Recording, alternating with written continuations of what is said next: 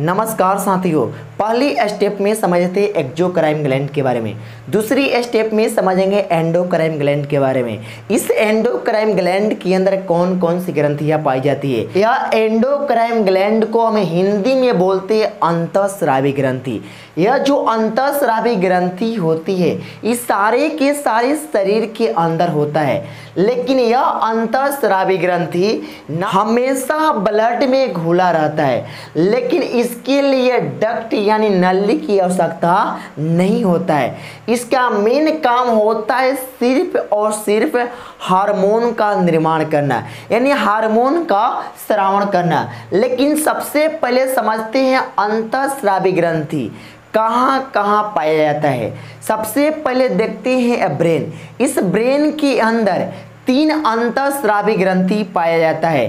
पहला का नाम है हाइपोथैलेमस, दूसरा का नाम है पीनियल और तीसरा का नाम है पिट्यूटरी ग्रंथि, जिसे हम पीयूष ग्रंथि या मास्टर ग्रंथि के नाम से जानते हैं। फिर जो चौथा होता है हमारे छाती के अंदर, यानी दिल जो होता है यही दिल के आसपास होता है, जिसका नाम है थाइमस। फिर होता है एड्रिनल, एड्रिनल को बोलते हैं यह होता है किडनी। जो हमारे किडनी होता है तो किडनी के ऊपर वाले पार्ट में एक एड्रिनल ग्लैंड होती है। किडनी की जब संख्या 2 होगा तो एड्रिनल ग्लैंड का भी संख्या 2 होगा। अब इन सब में से सबसे 1 बाई 1 करके सारे के सारे ग्लैंड का कार्य को समझा जाएगा। अब समझते हैं सबसे पहले हाइपोथैलेमस।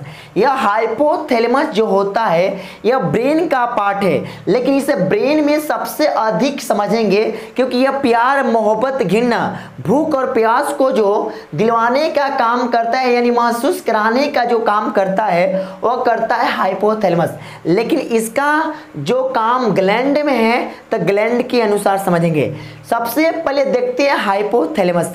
यह कहाँ पाया जाता है तो ब्रेन के अंदर पाया जाता है, लेकिन इसका मेन काम होता है हमारे शरीर, यानी हमारे शरीर के तापमान को नियंत्रण करना है। यानी शरीर का तापमान कितना होना चाहिए और कितना नहीं होना चाहिए, इन सारे को देखभाल जो करता है वो हाइपोथैलेमस करता है। और हाइपोथैलेमस जो है यह एक के हार्मोन का निर्माण करता है, जिस हार्मोन का नाम है न्यूरो हार्मोन। क्योंकि पूरे के पूरे जो ग्लैंड है, पूरे के पूरे जितना भी ग्रंथियां है उन सबको जो कंट्रोल करता है वह करता है हाइपोथैलेमस।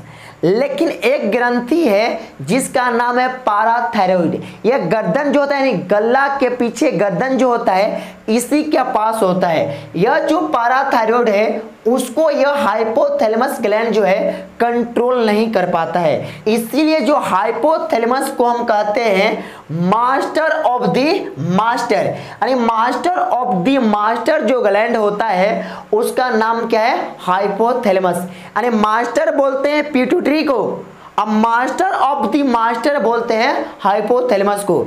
जैसे टीचर के ऊपर भी टीचर होते हैं जिसे बोलते हैं हेडमास्टर, तो हेडमास्टर का काम करते हैं कौन, हाइपोथैलेमस।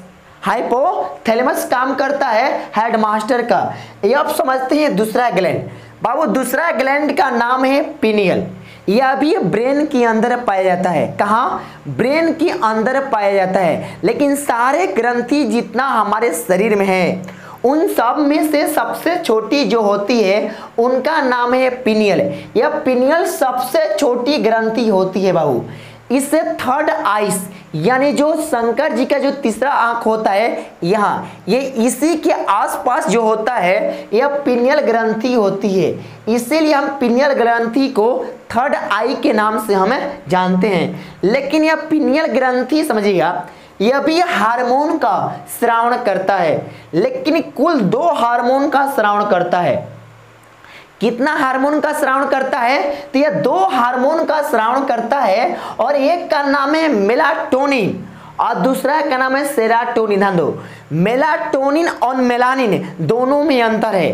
अब ये समझाएंगे, समझिएगा। यह मेलाटोनिन नामक जो होता है यह हार्मोन का मेन कार्य होता है नींद लाने में। अगर जिस व्यक्ति में मेलाटोनिन नामक हार्मोन की मात्रा का कमी हो जाएगा तो उस व्यक्ति को नींद जल्दी नहीं आ पाता है। लेकिन मेलाटोनिन नामक हार्मोन तब निकलता है जब आपके आइस यानी आपके आंख के पास कोई भी रोशनी नहीं पड़ रहा है। जैसे लाइट अगर आपके रूम में अगर स्टार्ट होगा, अगर बढ़ता होगा, तो उस समय आपका नींद अच्छे से नहीं आ पाएगा, क्योंकि यह जो लाइट का प्रकाश आपके आंख पर पड़ेगा, आज जैसे आपके आंख पर पड़ेगा तो मेलाटोनिन नामक हार्मोन का स्रावन नहीं होगा, तो आपको नींद आने में समस्या होगा। इसीलिए जब भी आप सोते हो तो उस समय अपना लाइट को बुता देते हो, जिसके कारण ये मेलाटोनिन नामक हार्मोन की मात्रा काफी क्या हो जाता है, ज्यादा।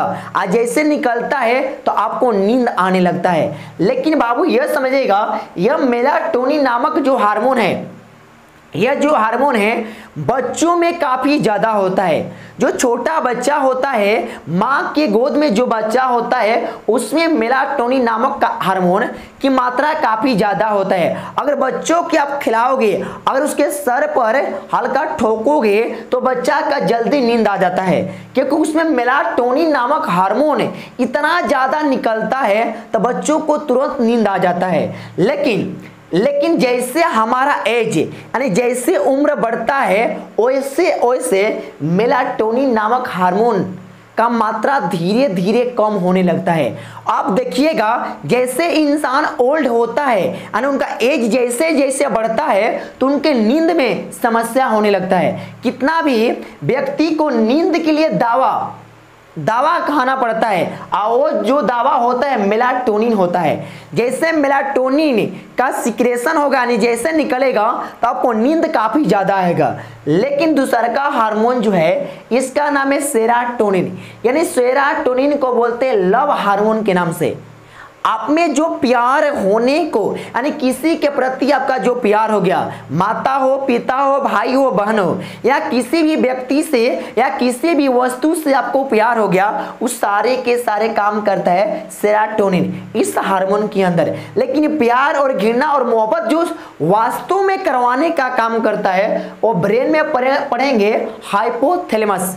अंदर का दर्द, बाहर का दर्द, सारे के सारे एहसास जो करवाता है वो कौन सा होता है, हाइपोथैलेमस।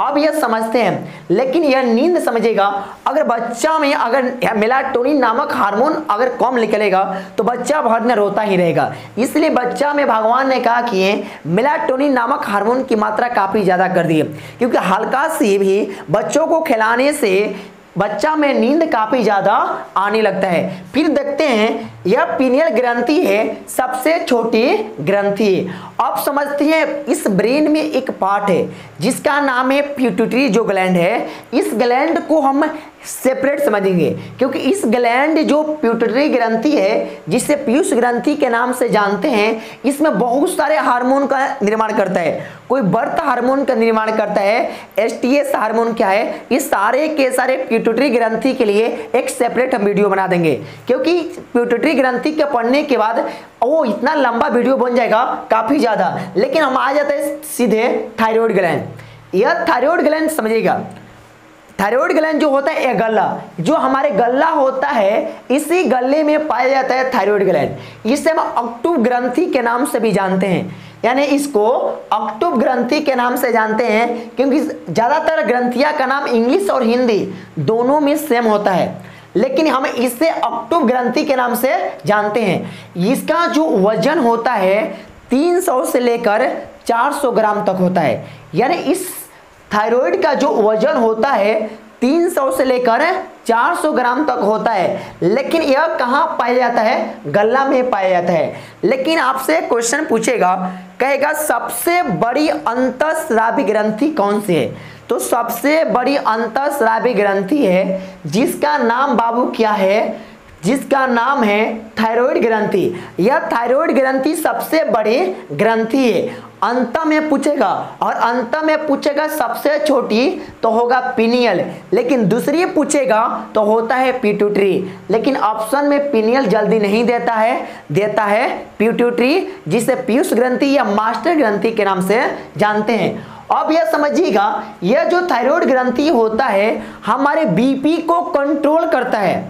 क्योंकि हमारे बीपी को जो कंट्रोल करता है वह थायराइड ग्रंथि करता है। किसी का अगर बीपी अगर बढ़ गया तो उस इंसान में इतना क्रोध आता है और कुछ भी बात बोलोगे तो उसे गुस्सा आएगा, वो लगेगा मार देगा आपको। यह क्या होता है, यह बीपी बढ़ने के कारण होता है। लेकिन जिस व्यक्ति में अगर बीपी लो हो गया, बीपी लो हो गया तो उसे कभी कभी गश्ती भी मार देता है, कभी कभी देहात में बोलते हैं झाई मार दिया, यानी बबुआ गिर गया, क्योंकि ये बीपी के कम होने के कारण है। अब बीपी ज्यादा भी होगा तो आपके बॉडी के लिए खराब है, और बीपी कम भी होगा तो आपके बॉडी के लिए खराब है, क्योंकि बीपी का जो नियंत्रण होना चाहिए और बीपी एक मीडियम लेवल में होना चाहिए। फिर देखते हैं यह जो थायराइड ग्लैंड है, इस ग्लैंड से एक हार्मोन निकलता है जिस हार्मोन का नाम है थायरोक्सिन। क्या नाम है? थायरोक्सिन नाम है।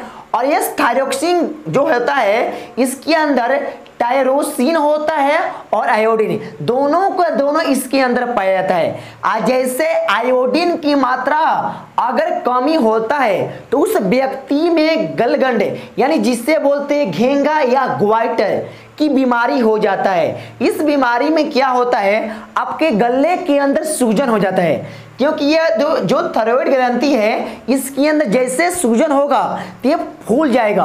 तो यह ग्वाइटर के कारण, जो ग्वाइटर बीमारी होता है यानी जो गलगंड, ये जो घेंगा बोलते हैं, इसमें जो आपका गला जो होता है गला फूल जाएगा, इसमें सूजन आ जाएगा इसके कारण। लेकिन इसका कमी के कारण जो होता है, महिलाओं में जो मेंस्ट्रुअल साइकिल है डाइवर्ट होने लगता है।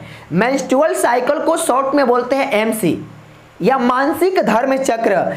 जिस अगर महिला में होगा, अगर थायराइड ग्रंथि का कमी होगा तो उस महिला के अंदर यानी थायराइड ग्रंथि के अंदर जो थायरोक्सिन हार्मोन होगा अगर कमी होगा तो उस महिला के अंदर सबसे पहले मेंस्ट्रुअल साइकिल डाइवर्ट होगा,